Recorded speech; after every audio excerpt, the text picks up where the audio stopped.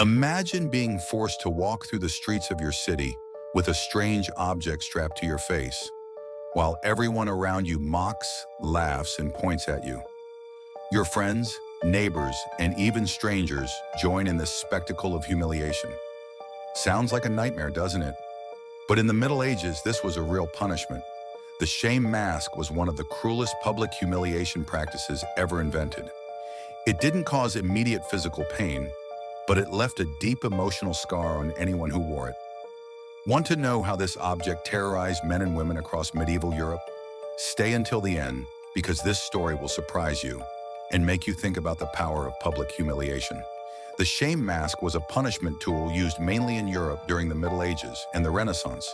It consisted of metal masks, often grotesquely decorated, designed to ridicule the condemned. Each mask was crafted to represent the person's crime. A liar might wear a mask with an exaggeratedly long nose, while a gossip might wear a mask with a hanging tongue. The message was clear: to make the accused a public example of mockery and shame. These masks were often used in conjunction with other instruments of humiliation, such as iron collars or chains, and the condemned were forced to parade through public places or remain in town squares, exposed to collective ridicule. Unlike harsher punishments, the shame mask was usually reserved for offenses considered minor, but which violated social or moral codes. People accused of gossiping, lying, adultery, or engaging in behaviors deemed indecent were the most common targets. The mask was a way of saying, "This is the face of sin."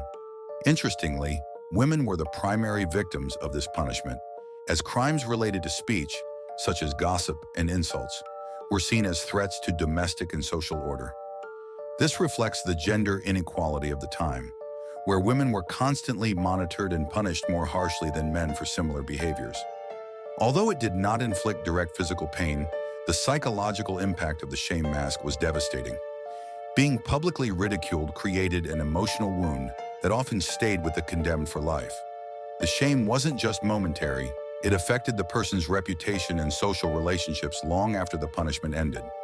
Furthermore, public humiliation created an atmosphere of collective fear.